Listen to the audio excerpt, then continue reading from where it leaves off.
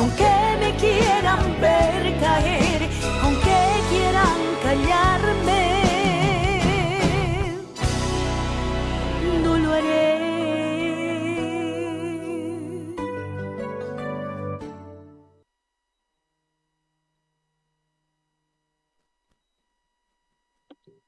Muy buenos días, señores. Damos inicio a este su programa, Otro Sí. Les cuento que hemos iniciado unos días bastante caóticos y bueno, vamos a tener en el programa entrevistas, noticias y muchas cosas más. En este momento, todos los focos están puestos en el Tribunal Supremo Electoral por una serie de revisiones que tienen que hacer a los trámites, a la documentación entregada para la sustitución de candidatos. Y ahorita está todo bastante tenso, porque hay mucha expectativa. Hay también muchas denuncias, ¿no? De documentación que sí había sido entregada, pero en determinado momento los candidatos se vieron con la sorpresa de que la documentación que habían entregado, que está avisada, había desaparecido. Entonces, como que genera susceptibilidad estas situaciones. Han presentado recursos en contra de las elecciones, en contra de candidatos electos. Ya hay una respuesta del Tribunal de Justicia. Sin embargo, o sea, todo está dentro de una maraña de incertidumbre. Incertidumbre es la palabra clave en este momento, porque todos estamos así. ¿Qué irá a pasar? Va a haber elecciones, van a frenar las elecciones. No olvidemos que hay una acción de cumplimiento del Partido Demócrata Cristiano también, que de alguna manera va a afectar las elecciones. Entonces, es bastante complicado.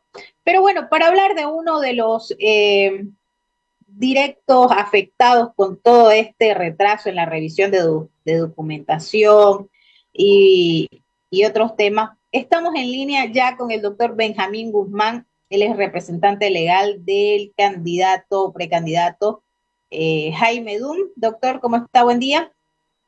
Muy buenos días, pues un grato placer estar nuevamente en su medio. Un cordial saludo a usted, a su equipo y a toda su audiencia. Doctor, ¿qué ha pasado con la documentación del señor Dum? ¿Ya fue entregada?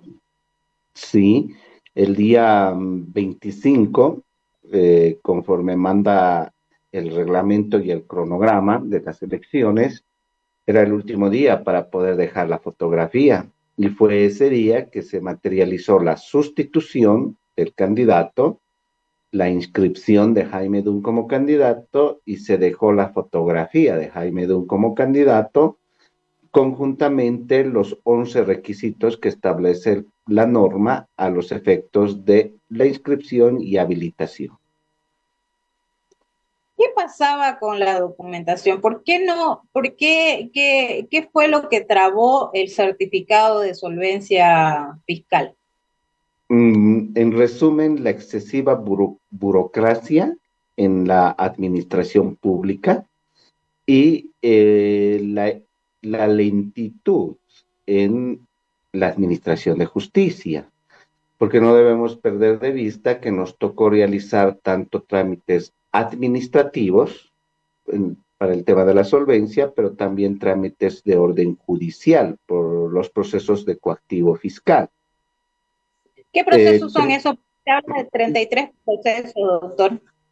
Son coactivos fiscales, o sea, en algún momento el licenciado Dum fue consultor hace 20 años atrás en el municipio de la Ciudad del Alto, y usted sabe que cuando terminas una consultoría tienes que presentar tus informes, y cuando en algún informe no cumples alguna condición mínima, se te impone una sanción pecuniaria. No es precisamente una deuda con el Estado. Y esta sanción, le voy a poner el ejemplo, hay un caso por $2.04.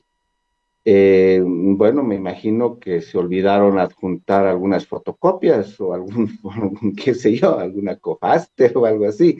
Y a raíz de eso, dicen, usted debe $2.04, pero como era un equipo que trabajó como consultoría, pues esos $2 con 4 centavos se tiene que dividir por solidaridad, porque ese es el principio que en materia de coactivo fiscal se advierte.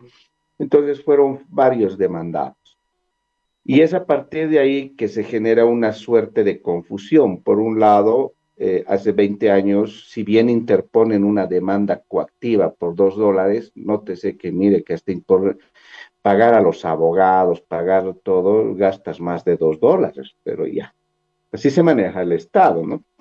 Eh, y como eran pluralidad de demandados, se notifican a unos y a otros no.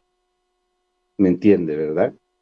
Y entre los no notificados, en muchos de esos casos, era el licenciado Jaime Don. Iniciado el trámite del coactivo, pasan 6 meses, y esos procesos, muchos de ellos se archivan, y han estado archivados durante casi 20 años o 10 años. Y a partir de ahí es que el licenciado no desconocía de muchos sellos, desconocía de su existencia, desconocía de los montos, y cuando se acerca a la Contraloría, pide el trámite de la solvencia y le refleja 33 procesos. Obviamente uno dice, caramba, ¿qué ha pasado acá? Investigando proceso por proceso, nos encontramos con el de $2, nos encontramos que algunos ya habían sido cancelados por los otros codemandados, por el tema de la solidaridad. Nos encontramos que en algunos otros procesos el licenciado Jaime Dunn no es parte, no es sujeto procesal, y nos encontramos con algunos procesos que no tienen la nota de cargo. O sea, la nota de cargo es más el documento esencial que la Contraloría tiene que examinar, y no hay nota de cargo, entonces, ¿qué examina? Entonces, si usted considera y si usted toma en cuenta la burocracia administrativa pública y lo lento, la retardación de justicia que vive Bolivia, con todas las características que le acabo de enfocar, ¿era fácil solucionar? No, ha sido re complicado, ¿me entiende? Entonces, es a partir de ahí que se presentan cuestiones sui generis, yo le llamo. Por ejemplo, cuando pedimos cierta información al municipio del Alto, no nos las da. Vuelva mañana, que vuelva pasado, que falta la firma, y eso es real, está documentado. Y cuando estamos en el juzgado, vamos y me dicen, no, hoy no los vamos a atender. ¿Por qué? Porque Transparencia Institucional, que depende del Ministerio de Justicia, está revisando las carpetas. ¡Ah, caramba! Oficiosamente van y revisan las carpetas y nos perjudican ahí en el avance del trámite. Entonces, si usted se dará cuenta, lo han ido accidentando. Han ido accidentando el avance del trámite y han ido demorando.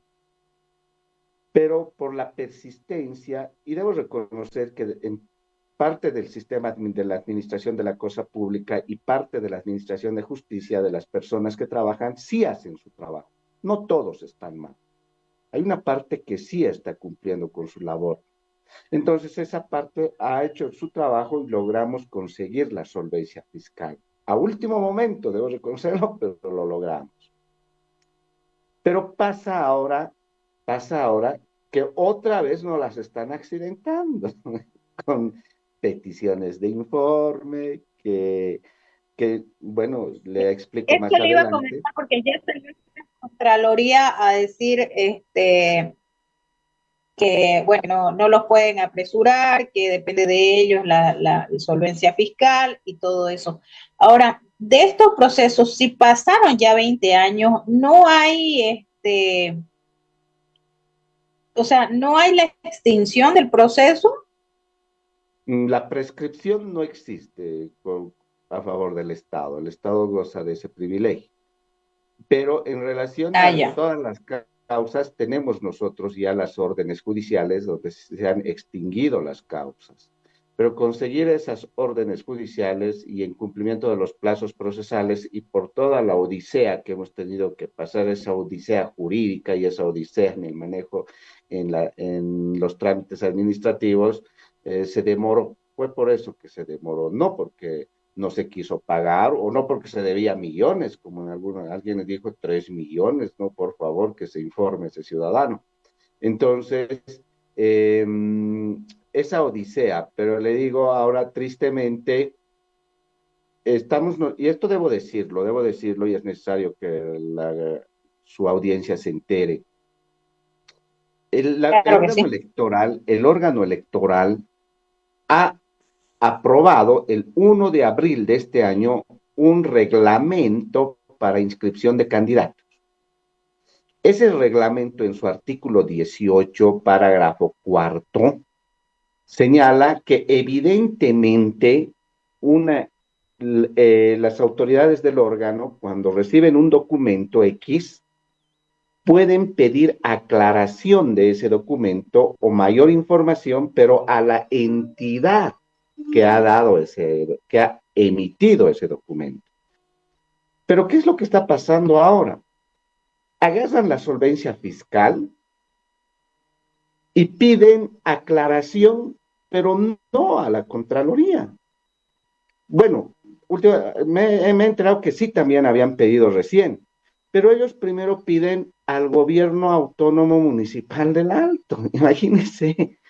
O sea, cuando la norma le dice, sí, usted puede pedir aclaración a la entidad emisora del documento. Esa solvencia fiscal, ¿quién la emitió? Pues la Contraloría. ¿Pueden pedir a la Contraloría información? Sí. Pero ese documento que no lo ha emitido el gobierno autónomo municipal, ¿tiene competencia para poder informar y decir algo al respecto? No. Pero pasa que el órgano electoral no sé con qué criterio ha hecho y está solicitando.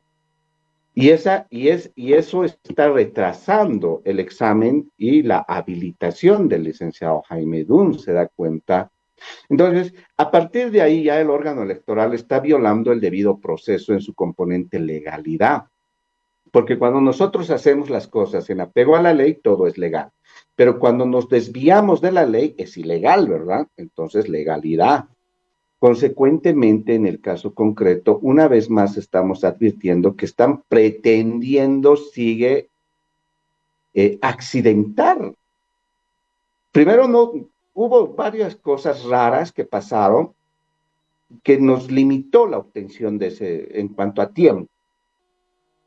Tenemos el documento, lo presentamos y ahora se inventan algo. Y nos dicen, no, necesitamos información complementaria de la alcaldía. Pero caballero, la alcaldía que tiene que ver acá, se le dice, ya se enviaron las notas al órgano electoral y que nos explique por qué está actuando de esa manera.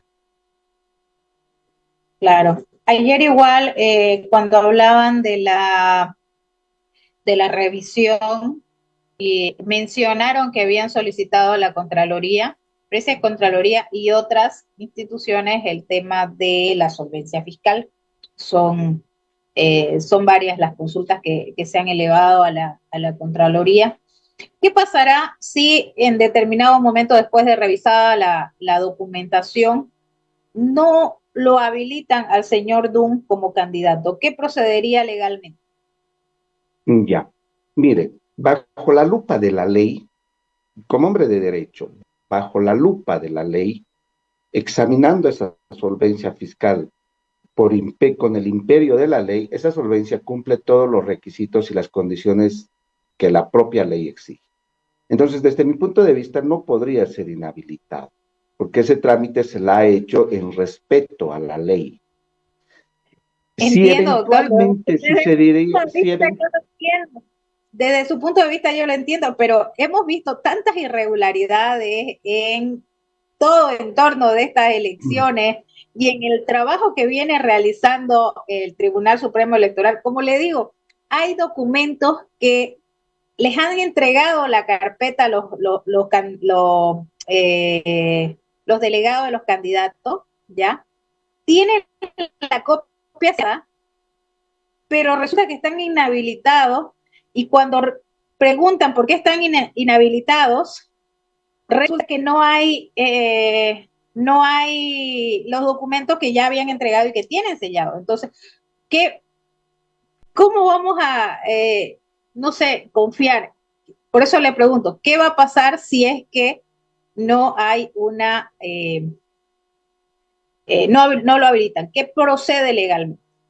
Hay mecanismos de orden legal de rango constitucional que exigen la reparación de la vulneración de derechos. Y uno de los derechos que tiene cualquier ciudadano es el derecho al debido proceso en sus distintas vertientes o componentes. En el caso que nos ocupa, citamos una que es legalidad. Ya le puse en contexto.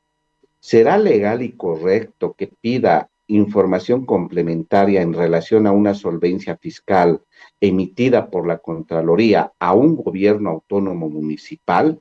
Por favor, ¿en qué país estamos? Eso es un atropello a la ley, es un atropello al intelecto de los abogados. Consecuentemente, bueno, me imagino que se han equivocado y que corrijan pues su error, pero podrían valorar esa certificación emitida por el gobierno autónomo municipal. Y nótese que el gobierno autónomo municipal que podría emitir eventualmente cualquier tipo de certificación es nulo de pleno derecho. Usted sabe mejor que nadie que el 122 de la Constitución que dice, las autoridades que usurpen funciones, sus actos son nulos. Y si el gobierno autónomo municipal va en una directa usurpación de funciones se pronuncia sobre el contenido de un documento emitido por la Contraloría, pues este informe es nulo de pleno derecho. O sea, ¿cómo le gusta perder el tiempo al órgano electoral? Me dejo entender, ¿verdad? Pero ya, ese es el problema de Bolivia. El problema de Bolivia es que hay muchas autoridades que parece que no se basan en función al imperio y la majestuosidad de la ley, se basan en sus caprichos. Y eso en el ámbito del derecho se llama decisiones abusivas y arbitrarias. Así se cataloga en el rango constitucional. Entonces, esto involucra que hay que aplicar, invocar el ejercicio de la ley y aplicar todos los mecanismos de rango constitucional. ¿Se podría plantear acción de cubrimiento? Mira, yo le voy a ser honesto, yo no quiero caer en el ámbito de la especulación, trato de ser un abogado serio. Cualquier acción de rango constitucional emerge en función a los fundamentos y a la razón que sustenta una decisión, ¿verdad? Una decisión se sustenta en función a una motivación, muchas veces o en función a un capricho. Entonces, cuando nosotros nos anoticiemos cuál es la decisión que asume el órgano electoral, en ese documento que se nos tiene que entregar, bueno, le tienen que entregar al licenciado o al partido, lo vamos a examinar y ahí yo voy a verificar qué acción de rango legal corresponde activar, amparo, cumplimiento, no sé.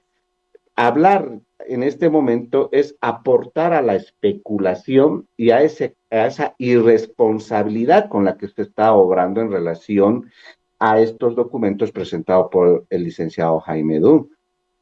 Entonces yo no quiero ser cómplice de esta irresponsabilidad, pero de que hay... Solamente le explico. Lo que pasa es que, bueno, siempre hay que tener un plan B, ¿no? Y ante una posible, y ver todos los panoramas, ¿no? O sea, no le estoy diciendo que lo van a inhabilitar o que así va a pasar, pero existe una posibilidad porque ya hemos visto el trabajo que viene realizando. Usted mismo lo está diciendo que pese a que el documento entregado viene de una alta jerarquía, ellos se van por las ramas y piden un informe a una alcaldía. Entonces, si ya se ve que están de alguna manera no obrando muy apegados a la ley, quiero entender que existe un plan B por parte del equipo jurídico del señor Jaime Dum, y que bueno, si nos cierran las puertas, nosotros tenemos la posibilidad de acudir a estas instancias y hacer prevalecer nuestros derechos porque hemos obrado conforme a norma y hemos entregado toda la documentación. A eso me voy. Sí. Sí, en resumen, si se trataría, bueno, si lo queremos calificar de esa manera, si lo queremos poner un rótulo de plan B, pues ese plan B se resume simplemente vamos a exigir por los mecanismos que la ley nos franquea el cumplimiento de la ley, el cumplimiento del artículo 18, parágrafo cuarto del reglamento de inscripción, habilitación e inhabilitación de candidatos en estas elecciones. Ese reglamento lo ha aprobado por el propio órgano electoral el 1 de abril del 2025. El órgano electoral no puede ir en contra o no puede desviarse de las propias normativas, de la propia normativa, de sus propios reglamentos. Y le repito, el que pida información complementaria en relación a una solvencia fiscal a una entidad autónoma, como en el caso es la alcaldía, es aberrante. Y no solo aberrante. Consecuentemente, el plan B, si quieren llamarlo de esa manera, si queremos llamarlo, es exigir el cumplimiento de la ley y exigir la restitución de derechos que pudieran eventualmente ser vulnerados. Y eso se lo hace en los rangos, en el ámbito estrictamente constitucional. Doctor, con esta certificación de solvencia fiscal que le han entregado, quedan como que ya totalmente cerrados los procesos, los 33 procesos que mencionan.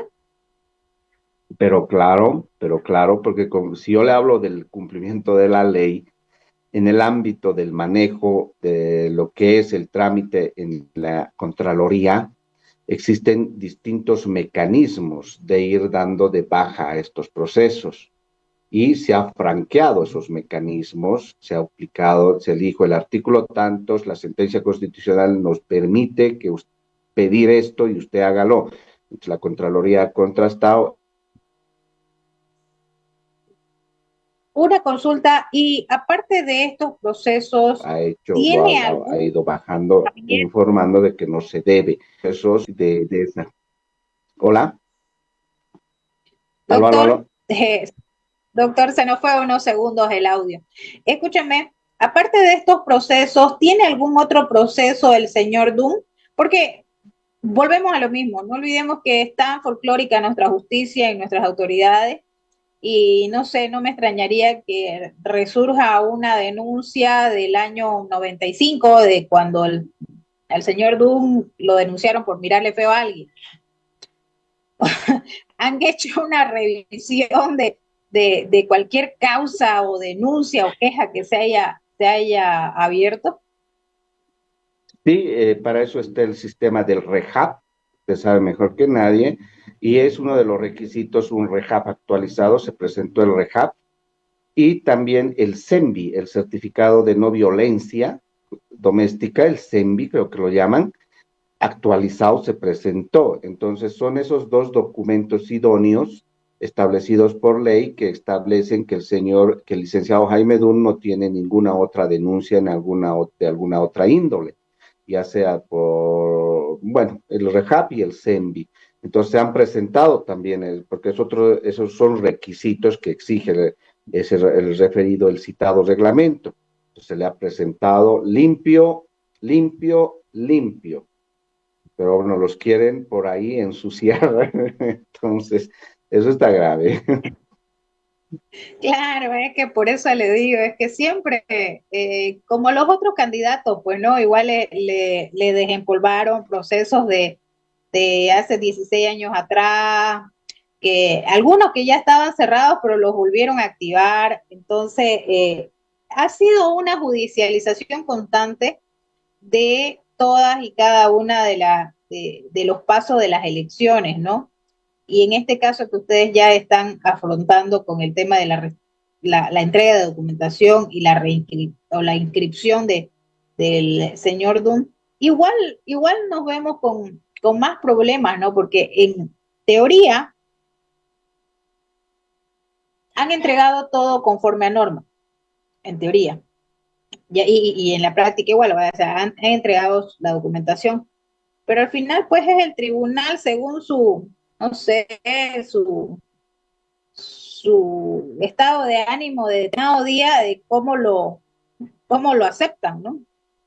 Sí, bueno, disculpa, se cortó unos breves minutos, no le terminé de escuchar. El sistema de internet de nuestro país, eso es bárbaro también, ¿verdad? Preocupa. Lo refleja nuestra justicia. Exacto, exacto.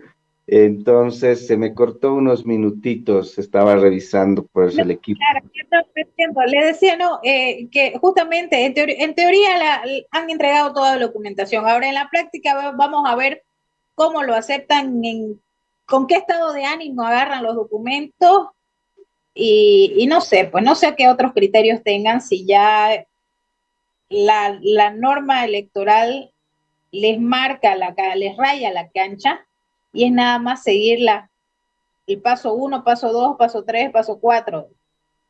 Pero ellos se saltan y se inventan pasos, aristas y demás en cada paso y es lo que está ocasionando que todo este proceso electoral tenga tantas incertidumbres. Sí, así que a ver qué pasa.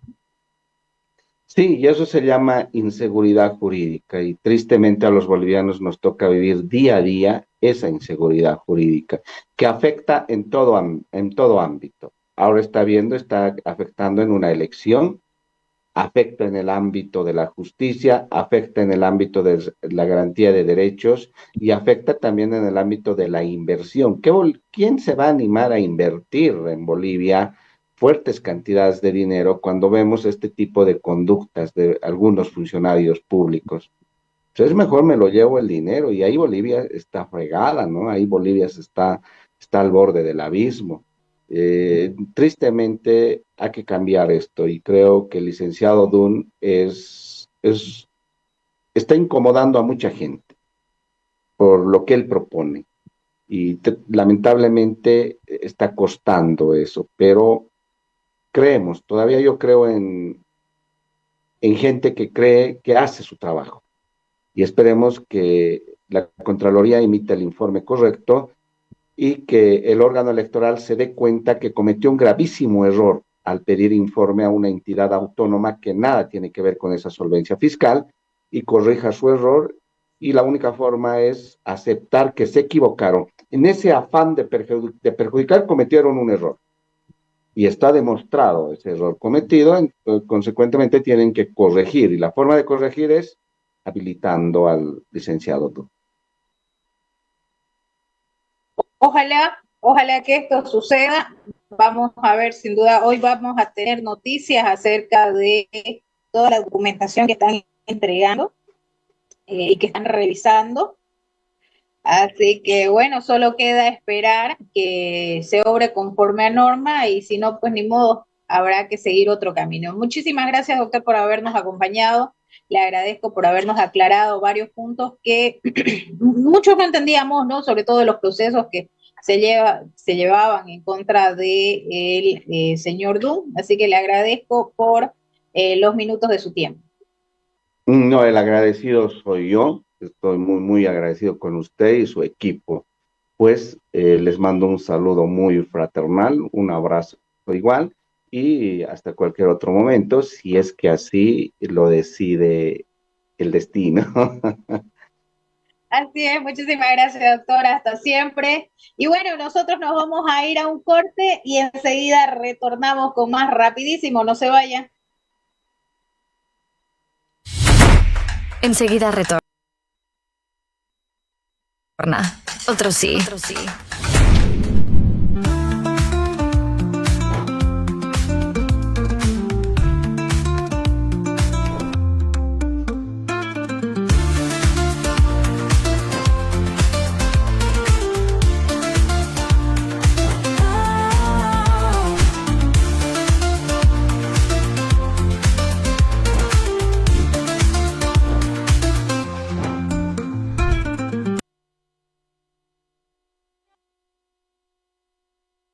Licorería arde y vecinos se quejan. Acá estamos, por fin los vecinos pudieron controlar el incendio. ¿Qué pasó? La licorería tenía una conexión clandestina, como muchas rocolas y licorerías. se cuelgan directo al poste o puentean el medidor y así termina ardiendo todo. Las consecuencias las pagan todos los vecinos. Las conexiones clandestinas son un delito. Pueden provocar incendios o accidentes eléctricos. Cuide su seguridad y la de su familia. Es una recomendación de CRE. La Estrella.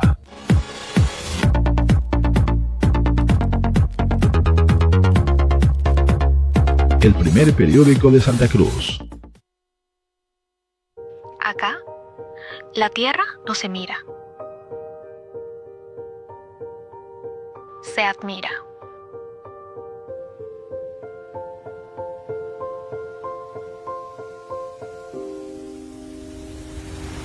Acá, la belleza no se esconde, se descubre.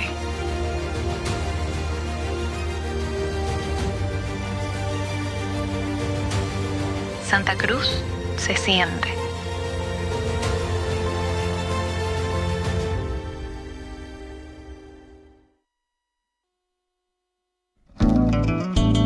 Llegó la primavera y el amor, el sol, los días ardientes y el calor. Regamos el jardín alrededor, echamos mucha agua al interior.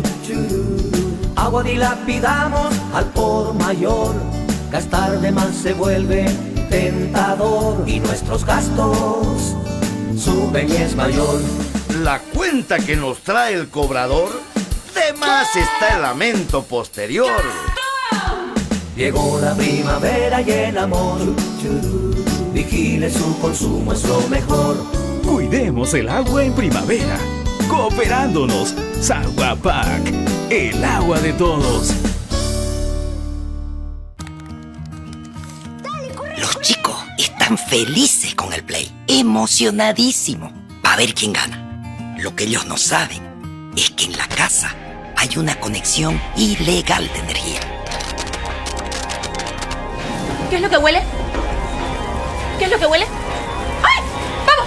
¡Vamos! ¡Hay que salir de aquí, que esto se va a arder! Las conexiones clandestinas son un delito. Pueden provocar incendios o accidentes eléctricos. No se deje engañar. Cuide su seguridad y la de su familia. Es una recomendación de CRE.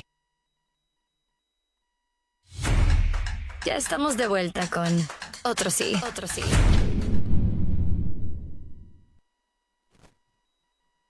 Continuamos con más de su programa, Otro Sí. Les voy a mostrar ahora el resumen de noticias de la Estrella del Oriente. Usualmente iniciamos con eso para darle un marco más o menos a la línea que vamos a tener en el programa. Sin embargo, bueno, teníamos al entrevistado ya esperándonos, así que por eso iniciamos con la entrevista. Ahora sí vamos con el resumen y luego conversamos acerca de lo que tenemos en la portada. Viernes 27 de junio, resumen ejecutivo de la Estrella del Oriente. Tribunal Supremo Electoral cuestiona admisión de un recurso que busca inhabilitar a 5 candidatos. Casos de sarampión superan los 60 a nivel nacional e insisten en la vacunación. El sarampión se expande en Bolivia con 64 casos confirmados. CEARPI exige la entrega de 40 millones de bolivianos para obras en ríos cruceños. Mucárcel y Alcócer presentarán denuncia contra vocales del Tribunal Electoral Departamental. Dice que ve difícil que el dólar vuelva a 6.96 y que las filas en surtidores no se acabarán. Tribunal Supremo Electoral alerta nueva intromisión judicial en el proceso electoral. Citados a declarar como testigos por caso consorcio. El PDC presenta amparo por violación a derechos. No puede denunciar por falta de carnet, Subirana responde. Encarcelan a hombre por abuso sexual y violación. Investigado por tentativa de feminicidio, busca pena leve. Bolivia es el tercer país con más miembros del PCC. Ali Khamenei, Estados Unidos no logró nada significativo. Informe, Uruguay y Argentina lideran el consumo de drogas. Récords históricos, red eléctrica al límite y ciudades en emergencia. Garzón guía a Blooming a la victoria sobre Wister. Manchester City aplasta a Juventus y gana el grupo G. Vamos a pelear por cosas importantes en este torneo. Colombia propone jugar el 5 de septiembre por la noche. Para estas y otras informaciones más ampliadas, visita nuestra página web leo.bo. Te invitamos a seguirnos a través de nuestras redes sociales. Estos fueron los titulares de La Estrella del Oriente. Te deseo un excelente fin de semana.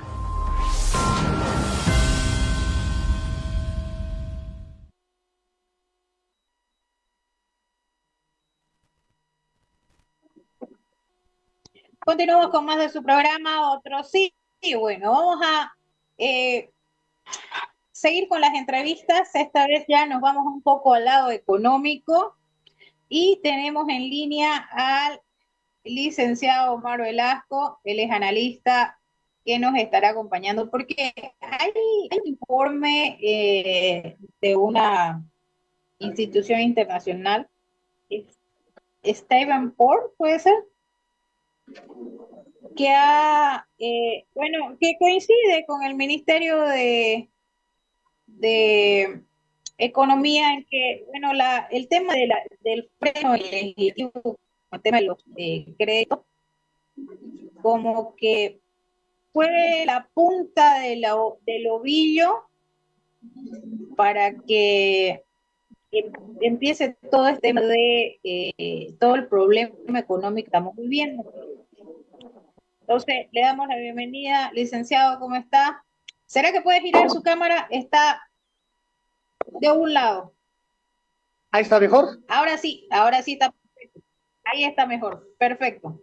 Ahora sí lo vamos a poner en imágenes porque está de vuelta, dado vuelta. ¿Cómo está, licenciado? Muy buenos días. Buenos días, Jimena. Siempre es un gusto saludarte. A través tuyo, un cordial saludo a quienes nos siguen en tu programa de Otros Sí. Bueno, estaba de cabeza como la economía o como el país. Hoy está la situación bastante compleja. Creo que comenzar señalando de que la agencia de calificación de riesgo crediticio Standard & Poor's ha informado en las últimas horas de una baja de la calificación de riesgo para el país. Hemos pasado de la nota CCC positivo a CCC negativo. Esta nota, Jimena, es importante señalar que se otorga a países que experimentan una excesiva vulnerabilidad y elevados riesgos crediticios que garanticen el pago normal de sus compromisos externos. Se otorga a países que tienen una deuda cuyos tomadores de estos bonos son inversionistas altamente especulativos. Por supuesto, es una noticia negativa para el país porque daña la imagen crediticia y financiera, afecta las expectativas, por supuesto, en relación a lo que esperaríamos sea un proceso de mejora de la situación económica. Y fundamentalmente lo que implica esta calificación es financiamientos cada vez más altos, porque en la medida de que estas notas sigan cayendo, vamos a tener, por supuesto, un encarecimiento del crédito. Termino señalando este punto porque la nota de Bolivia es una de las más bajas que hemos tenido en toda la historia crediticia del país, incluso muy por debajo de los tiempos neoliberales. Estamos por debajo en nota de la economía argentina y obviamente eso muestra una tremenda preocupación por el actuar de la economía nacional. Ahora, esta calificación que nos han dado de 13 menos, sumado a este informe que dio el FMI, donde dice que, bueno, está Bolivia en una situación bastante complicada y que para que se estabilice la situación serían 2 años más para que nos vuelva a dar crédito. Entonces, ponen a Bolivia en una situación muy, muy seria, creo yo, porque si el FMI dice, no, ¿saben qué? Tienen que arreglar su situación porque por lo menos en unos 2 años no le vamos a dar crédito. Aparece esta calificadora que nos reduce la calificación aún más. Entonces, el próximo gobierno, el que entre, sea de izquierda o de derecha, lo va a tener fea. Se ha entrecortado. ¿Por qué? Perdón, le decía, si vemos esta calificación más el informe del FMI, la próxima gestión que ingrese, sea de izquierda o de derecha, la va a tener bastante fea en lo económico, porque no va a tener de dónde agarrarse. O sea, tenemos una mala calificación. Bueno, mira, lo que dice la calificadora es esencial riesgo de incumplimiento de pagos el próximo año, en un contexto donde, en principio, lo que advierte la calificadora es que el gobierno no tendría la suficiente capacidad de poder implementar medidas de ajuste, dado que estamos a pocos meses de las elecciones, y eso, de alguna forma, limitaría su capacidad de acción en el muy corto plazo. Pero a mí lo que más me preocupa es que más allá hoy de esta situación de bloqueo en la Asamblea, que de alguna forma se ha ido dosificando, porque hemos tenido en los últimos días señales de, digamos, restablecimiento de la situación ahí entre los distintos actores que han permitido que algunos créditos en torno de 400 millones de dólares se vayan aprobando. Pero lo que a mí me preocupa, por un lado, es que más allá también de la calificación de riesgo, es que hay otros indicadores de sostenibilidad de la deuda que están mostrando un importante deterioro. Por ejemplo, está el tema del servicio de la deuda con relación a lo que son las exportaciones, porque lo que ha ocurrido es que en el tiempo hemos ido aumentando el servicio de la deuda como proporción de la divisa que se genera en el país producto de nuestras exportaciones, y eso ya ha superado el umbral del 15% que recomiendan organismos internacionales. Pero del otro lado, más importante aún, tiene que ver con el bajo crecimiento económico, porque Jimena, en la medida que el país no tenga capacidad de crecer, esto va a implicar en un segundo momento menor capacidad de generación de ingresos públicos, porque el Estado recauda de la capacidad económica de los otros actores del país. Y esto, digamos, combinado con un aumento de tasas de interés, lo que puede provocar es un estrés financiero de mediano plazo. Por eso es fundamental que el gobierno pueda hacer las tareas que implican, en principio, un ajuste fiscal, que es hoy prácticamente esencial para poder restablecer los equilibrios macroeconómicos, porque si Bolivia quisiera entrar en un proceso de reestructuración de deuda o de nuevos créditos externos, lo que los organismos internacionales, países cooperantes le van a pedir al país como mínimo es que pueda primero resolver hoy la tan asfixiante situación fiscal que vivimos, y mientras esos ajustes económicos no se lleven adelante por este gobierno, lógicamente el proceso de deterioro y de pérdida de credibilidad financiera va a continuar. Ahora, ¿cómo se traduce esto en economía ya del ciudadano? Si ya bien los precios están bastante altos, asumo que con todo este problema macroeconómico van a subir más los precios. Mira, hemos pasado de una crisis cambiaria que ocurre cuando el tipo de cambio se incrementa de forma sustancial en un corto periodo de tiempo, a una crisis de precios, una crisis inflacionaria que ocurre cuando el poder adquisitivo de la moneda, de los ingresos de la población, se deteriora de forma importante y afecta, por supuesto, a la actividad económica. En el último año que va, en términos interanuales, tenemos una inflación que bordea el casi 20%, y esto, repito, es producto de este descontrol hoy macroeconómico que tiene el país. Pero para evitar que la crisis inflacionaria se convierta en una crisis fiscal o de solvencia fiscal o de deuda, es importante que el gobierno haga, digamos, el esfuerzo de hacer los ajustes importantes al déficit fiscal que hoy son necesarios, y del otro lado se tiene que ver la manera de recuperar el control del tipo de cambio, porque estamos a meses de las elecciones y el gran riesgo, Jimena, es que el tipo de cambio continúe subiendo en el mercado paralelo en la medida que el gobierno no logre encontrar mecanismos para poder de alguna forma atenuar la excesiva volatilidad cambiaria. Ahora, el presidente se manifestó hace poquito en una entrevista sobre el tema y dijo que ve difícil que el dólar vuelva a 6.96, pero también habla de que no existen las condiciones para una devaluación. Bueno, en realidad la moneda la verdad nacional, yo no lo entiendo.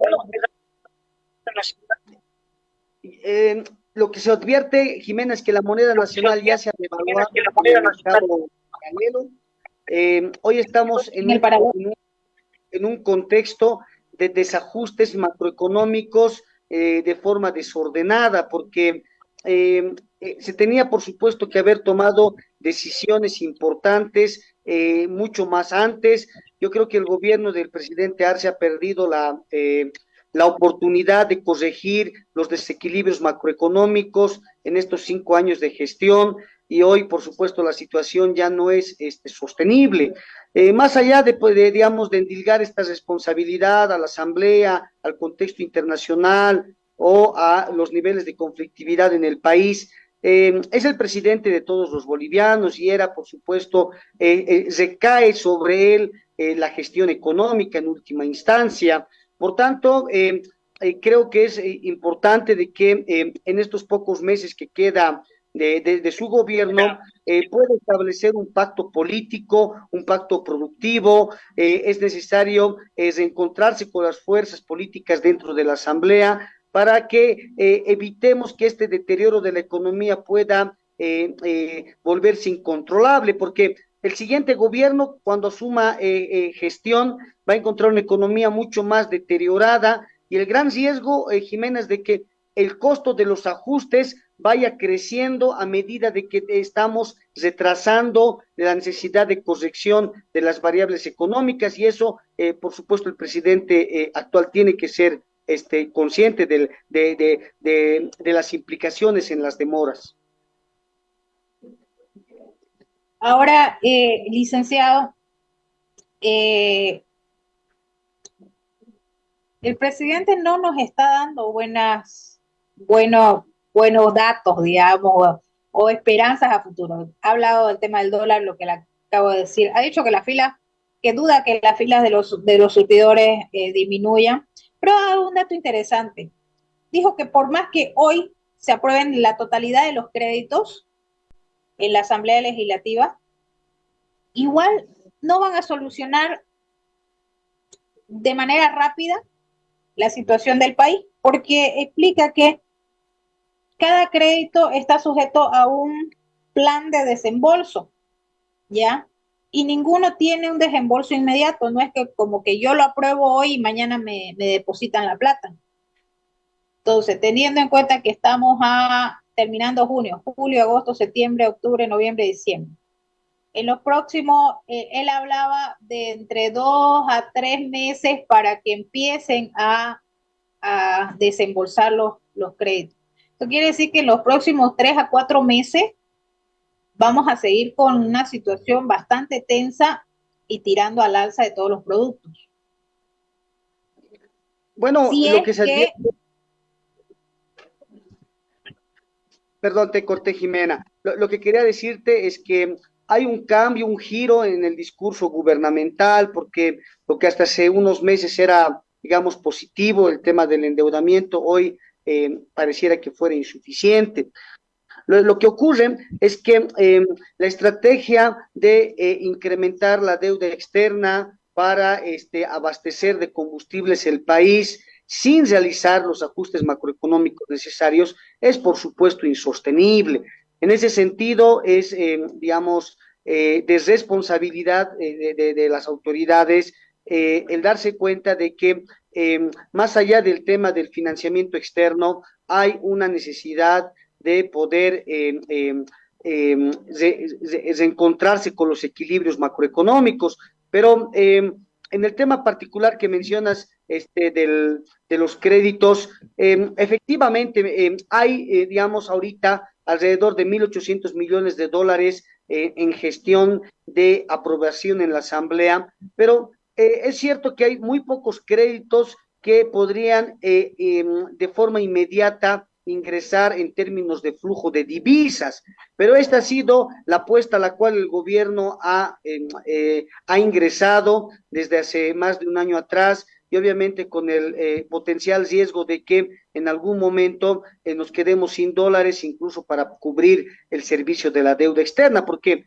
hacia finales de el año todavía restan alrededor de 900 millones de dólares que se tiene que cumplir con acreedores internacionales. Por tanto, pese a que hay una lentitud en los desembolsos externos, estos recursos que vayan entrando poco a poco se debe destinar principalmente a la amortización de la deuda pasada. Por tanto, por supuesto, no va a ser un canal ni para generar nuevos dólares para las importaciones de combustibles, ni para estabilizar el tipo de cambio paralelo.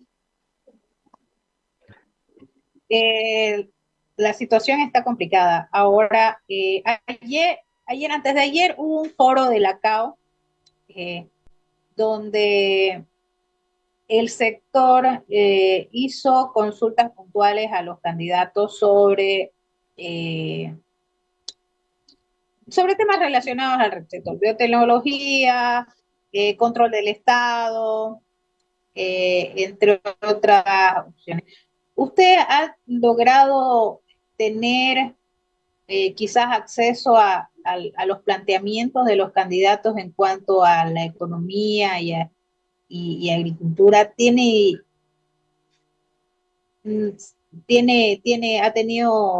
¿Ha revisado alguno de los planteamientos? ¿Cree usted que alguno de ellos tenga una opción viable para salir de la crisis en la que estamos? Sí, sobre el tema del foro de la CAO que acabas de comentar, a mí me parece importante de que en la nueva agenda gubernamental, por supuesto, el fortalecimiento del aparato productivo nacional, privado y exportador tiene que estar en agenda.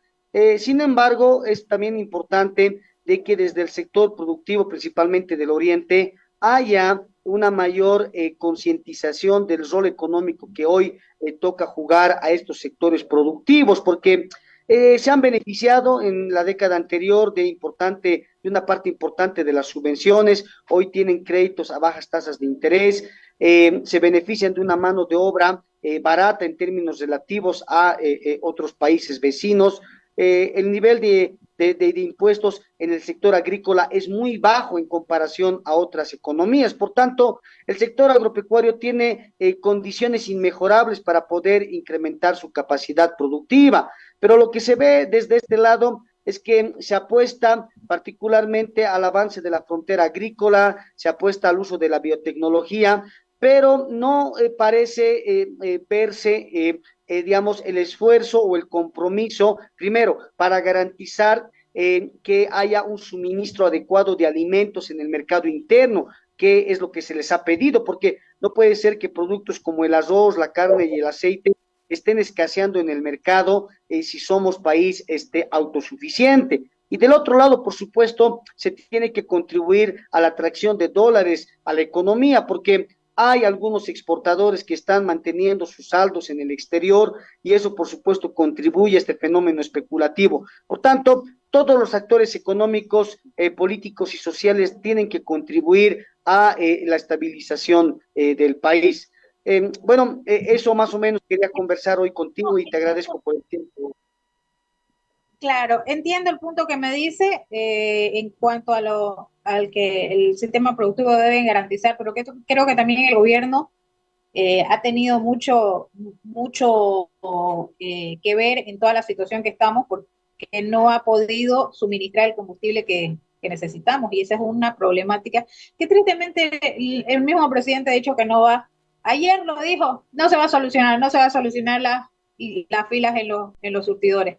Y eso se traduce obviamente que si no hay combustible, no va a haber combustible para el agro, y si no hay combustible para el agro, pues ya están sembrando menos, pues no. y se nos viene una escasez. Muchísimas gracias, licenciado, por habernos acompañado. Siempre es un gusto hablar con usted. Le agradezco por su tiempo y por habernos dado un pantallazo de cómo es el tema de la aseguradora y la calificación mala que nos habían dado desde esta financiera. Muchísimas gracias por su tiempo. Gracias a ti, Jimena. Siempre es un gusto conversar y bueno, un saludo cordial allá a nuestros hermanos en Santa Cruz. Buen día. Hasta siempre, licenciado.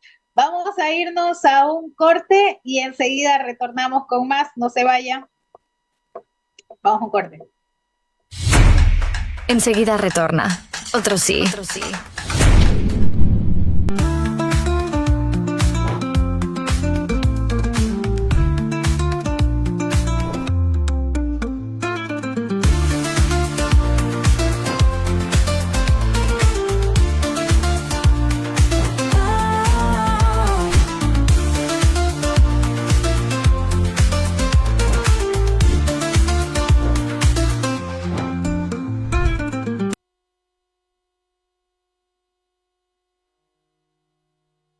Licorería arde y vecinos se quejan. Acá estamos. Por fin los vecinos pudieron controlar el incendio. ¿Qué pasó? La licorería tenía una conexión clandestina, como muchas rocolas y licorerías. Se cuelgan directo al poste o puentean el medidor y así termina ardiendo todo. Las consecuencias las pagan todos los vecinos. Las conexiones clandestinas son un delito. Pueden provocar incendios o accidentes eléctricos. Cuide su seguridad y la de su familia. Es una recomendación de CRE. La Estrella.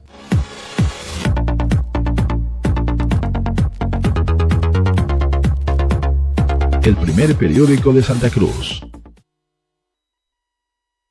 Acá, la tierra no se mira. Se admira.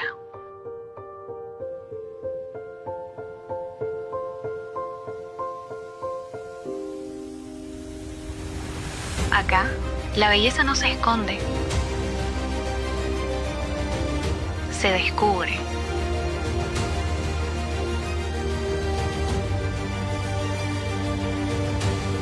Santa Cruz se siente.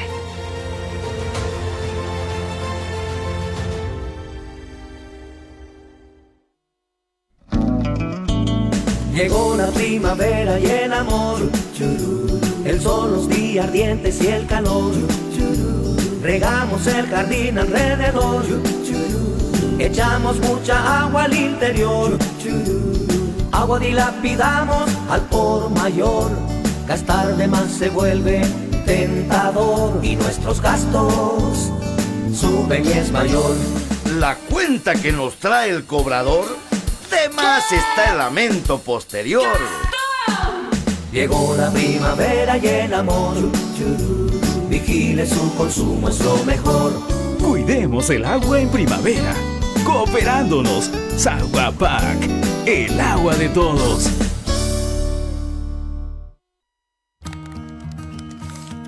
Los chicos están felices con el Play, emocionadísimos, para ver quién gana. Lo que ellos no saben es que en la casa hay una conexión ilegal de energía.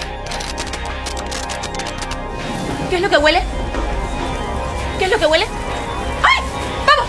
¡Vamos! ¡Hay que salir de aquí, que esto se va a arder! Las conexiones clandestinas son un delito. Pueden provocar incendios o accidentes eléctricos. No se deje engañar. Cuide su seguridad y la de su familia. Es una recomendación de CRE. Acá, la tierra no se mira.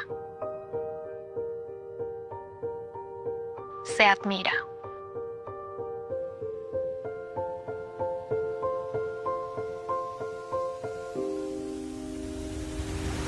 Acá, la belleza no se esconde. Se descubre.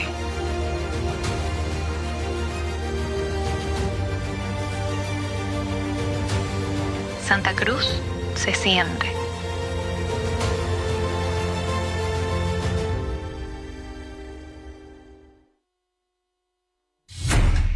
Ya estamos de vuelta con Otro sí.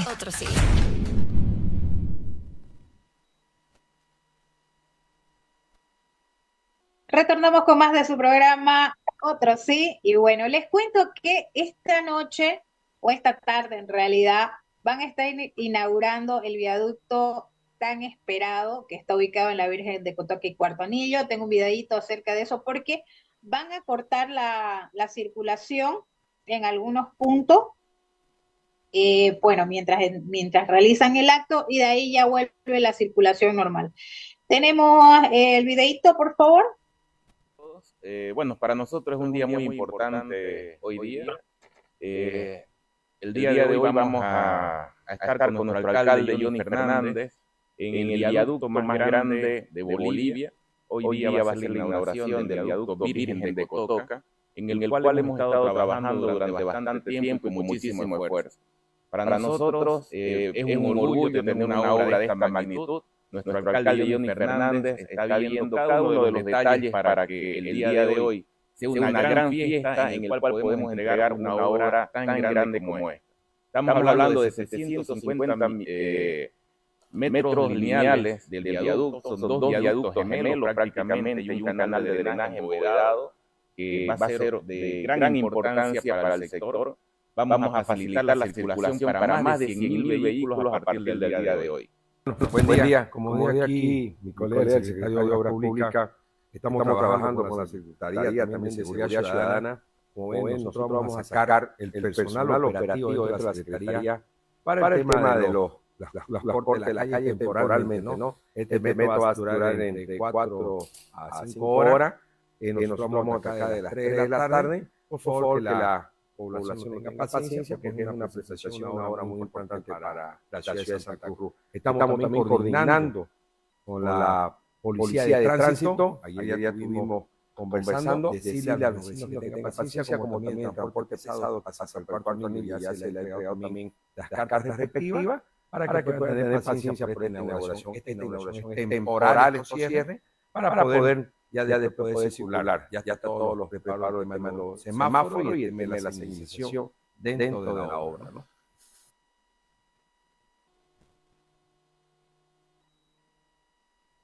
Bueno, ya sabe, hoy va a estar cerrado por un tiempito toda la zona. Tiene diferentes cortes. Le pasé una imagencita aquí al colega para que nos las muestre. Y básicamente los desvíos que se tienen previstos es, bueno, tiene la vía alterna. Son los mismos desvíos que habían antes o cuando estaba en construcción de la obra, ¿ya? Esto para, en tanto se realiza el acto de inauguración y de ahí todo vuelve a la normalidad, ¿no? Es una obra imponente, no se lo podemos negar. No sé si es la más grande de Bolivia, la verdad, no, sería especular ese detalle. Porque no olvidemos que está el viaducto que incluso viene con túnel del Cuarto Anillo Banzer. Esa sí creo que es una obra un poco más grande y requirió un poco, es una obra más grande y creo que requirió menos tiempo de construcción. De todos modos, ha sido es un viaducto con paso a desnivel, ya que ya fue entregado, y que bueno, ahora este viaducto sin duda va a disminuir bastante la congestión vehicular en esa zona, que era lo que más traía conflicto, porque bueno, salían de la feria, la gente que llegaba de Cotoca o que iba para esa zona, hay muchas urbanizaciones que se han construido en esa área. Entonces el movimiento era bastante pesado. Entonces bien por la entrega de esta obra, y que se dé de una vez, ¿no? Se hizo esperar bastante. Se tenía previsto que se entregue, creo que hace un año o 2 años atrás, pero ya, al fin la tenemos. Han habido diferentes posturas y nos vamos a la portada de hoy de La Estrella del Oriente. Vamos a ver que nuestro titular refleja la preocupación del Tribunal Supremo Electoral sobre unos recursos que han sido admitidos donde se busca inhabilitar a 5 candidatos presidenciables.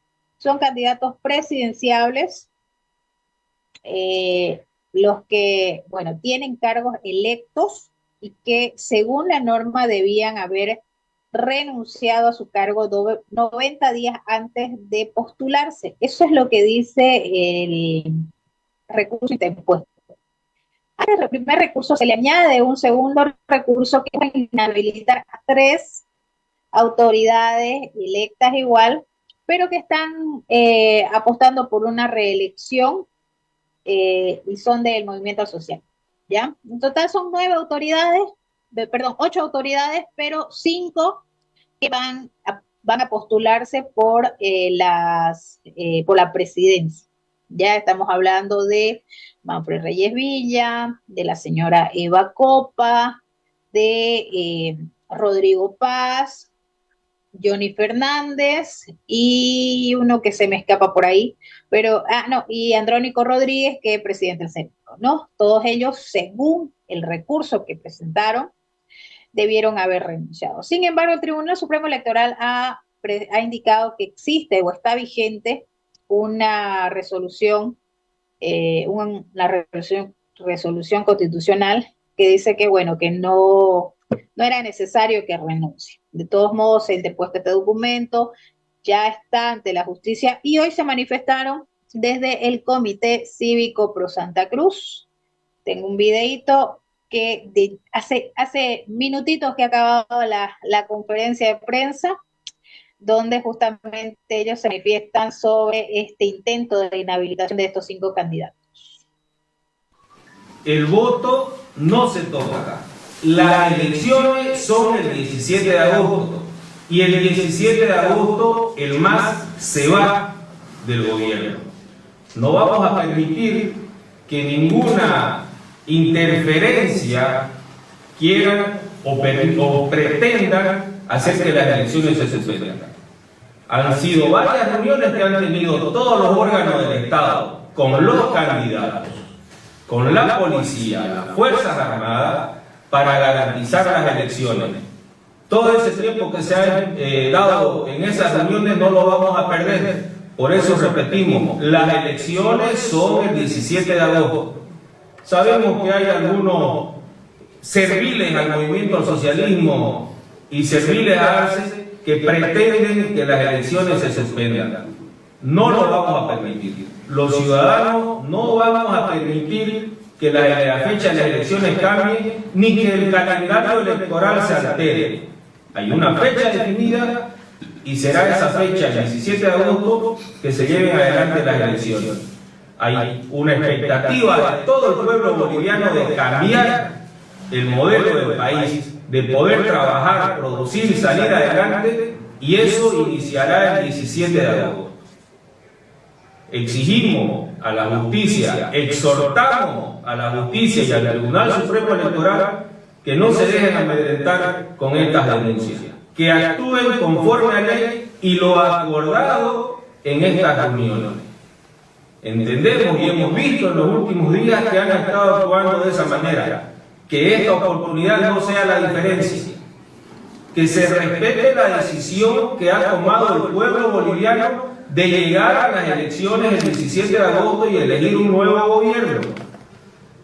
Si caso contrario, el día de hoy o mañana, la sentencia sale a favor de quienes quieren traicionar a la patria, pues Santa Cruz entrará en paro el día lunes. Vamos a defender la democracia, vamos a defender la libertad y vamos a defender las elecciones para que se realicen el 17 de agosto. Ningún trasnochado va a venir a cambiar el destino de un país.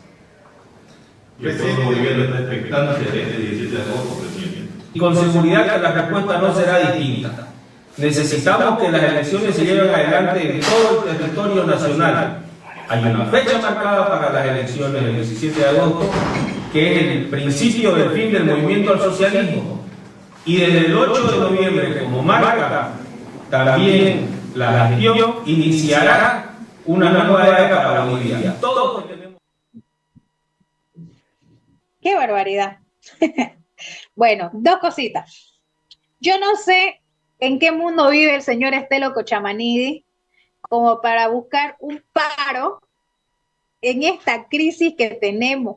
¿Realmente no le interesa, le interesa Santa Cruz o no entiende que la gente que vive del día a día, ¿ya?, que no recibe su sueldo o su plata de la logia o de las federaciones, necesita trabajar como para estar amenazando con un paro cívico? Me parece que está totalmente desubicado el señor. Por otro lado, parece que no se enteró que la acción presentada ya fue retirada, pero además de ello, me parece irrisoria la propuesta de ir a un paro.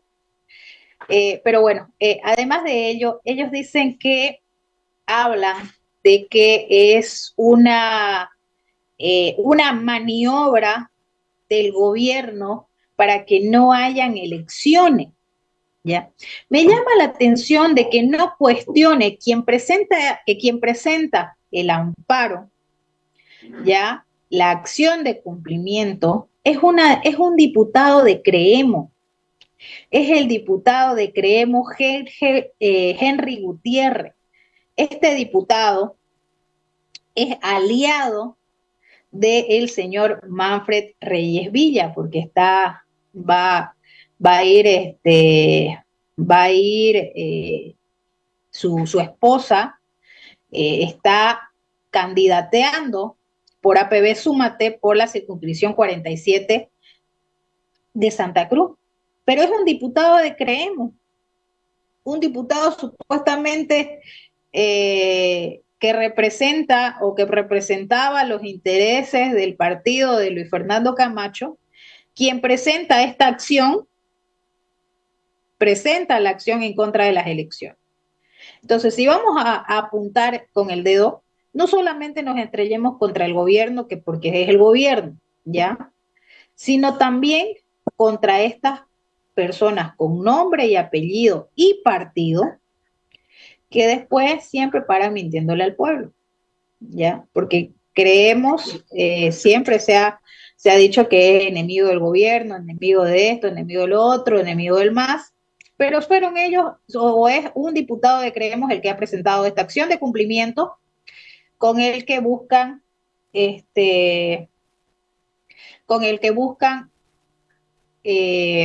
frenar las elecciones. Entonces, hay que ver quién y por qué lo están, y exigirle, Creemos, que dé una respuesta, ¿no? Si bien ahorita este señor es aliado de Manfred Reyes Villa a través de su esposa, él sigue siendo representante de el partido que está en funciones en Santa Cruz. Entonces, por otro lado, insisto, llamar a un paro cívico a estas alturas o en este momento tan crítico de la economía es bastante ilógico. Se ha manifestado el presidente del Tribunal Supremo de Justicia, Romer Saucedo, ha ratificado el compromiso del órgano judicial con el proceso democrático y el respeto al calendario electoral. Tengo entendido que el Tribunal Departamental de Justicia de Santa Cruz, el presidente de este tribunal, Ismael Quesada, se ha pronunciado y ha dicho que la sala ha denegado las medidas cautelares por el incumplimiento de formalidades. Ya ha denegado toda acción, pero además el señor Creemos, de Creemos, Henry Gutiérrez, ha retirado y solicitó el archivo de obrados del recurso interpuesto, porque dice que, bueno, fue una decisión la decisión de interponer esta acción fue por temas personales, no fue una valoración personal y que bueno, la unidad de Bolivia está por encima de cualquier situación personal y particular y que por eso ha solicitado el archivo de Obrador. No sé francamente si la señora Nair Sánchez, que es la esposa del diputado que candidatea, va a seguir candidateando después de que haya intentado minarle el camino al candidato a presidente del partido por el que la señora va, pero bueno, así está la democracia, señores, y así está la justicia en Bolivia, que nos intenta minar de alguna manera el camino a las elecciones. Con esto, señores, les muestro rapidísimo, vamos a hacer una vista de todo lo que tenemos en la Estrella del Oriente, por favor, Isaac. Vamos avanzando, más, las siguientes páginas, por favor, esa es la portada. Y sarampión se expande, son 64 casos hasta ayer confirmados en Bolivia, seguramente hoy hay como 300 casos todavía en análisis, así que van a subir. Sigamos. Rapidito, Mucárcel y Alcorza presentan denuncia contra vocales del TED, insisto, Tribunal Supremo Electoral, Tribunal Departamental, un caos total. El exministro Iván Lima es citado a declarar como testigo, un viceministro también. Esto es en el caso Consorcio. Sigamos. Más adelante, estas son parte de las entrevistas que se realizan en el programa de Subirana Responde y este programa. Investigado por tentativa de feminicidio, busca pena leve. Bolivia, el tercer país con más miembros del PCC. Somos vecinos, pues. Y les gusta venirse para acá. Aquí no los busquen, la policía es corrupta. Aparece Ali Yamenei. Dice, Estados Unidos no logró nada significativo. Está hablando del bombardeo de Estados Unidos a Irán. Más adelante,